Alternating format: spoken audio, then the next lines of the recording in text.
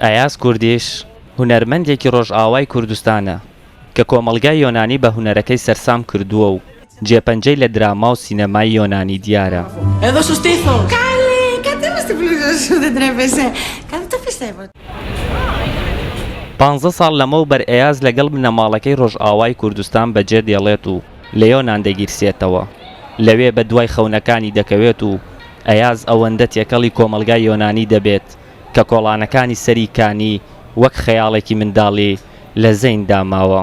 ناوم ئایاز کوردیشە و از 21 ساڵم. ئەس سەرێکانیەمم کوردستانە سەرێکانیە بەر حدودە تورکیە. ئەس قسوور بکەم کوردیام نەسافیە ئەس چەنگی کارە بم ئەس کوردی بێژم یان ئەز یۆنانی بجەوبین. فنەلاغا یەنیکا بەسکاپ و میکرۆس. ئەس ji zaroktiya xwe ve li kêleka xwendinê mijûlê karê hunerî me. Ji ber ku huner legel xwîna min têkel bûye. کە دەڕاشخۆڵمە خۆرۆ. هاوڕێکانی بەباشی باسی دەکەن و دەڵێن ئایاز لە نێو کۆمەڵگای یۆنانی کەسێکی خۆشەویستە و ناوبانگێکی باشی بۆ کورد پەیدا کردووە. لەگەڵ ئایاز بە هەفرە من کارێ شانۆ دیکرد.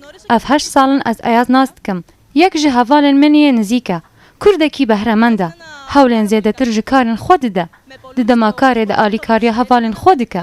Lê ez dixwazim bêjim ئایاز کوڕێکی کوردە و ئەم jî bi giştî ji Kurdan hez dikin.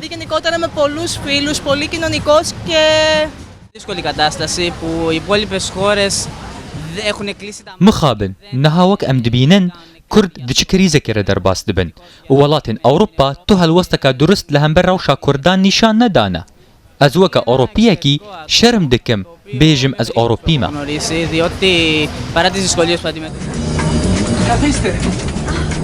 Όχι, ευχαριστώ.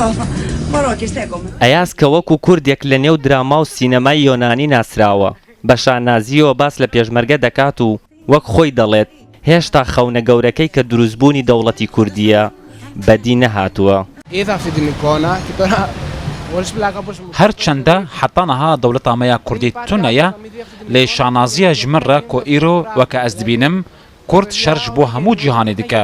Navê pêşmerge weke simbûleke mêrxasiyê di nav hemû gelan di şerê li dijî Daişê de tê gotin.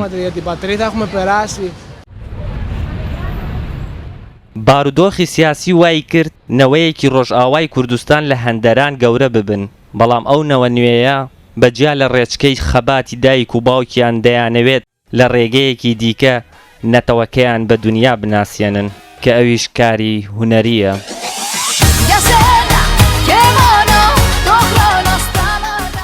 نەهامەتیەکانی ژیان وا لە ماڵباتی ئەیاز دەکات کە ڕۆژئاوای کوردستان جێبهێڵن و کۆچ بکەن بەرەو هەندەران بۆ ئایندەیەکی گەشتر ئایندەیەک کە ئەیازی تەمەن 21 ساڵانی بە هەموو یۆنان ناساند. بەرزان سەعید ڕوودا و یۆنان.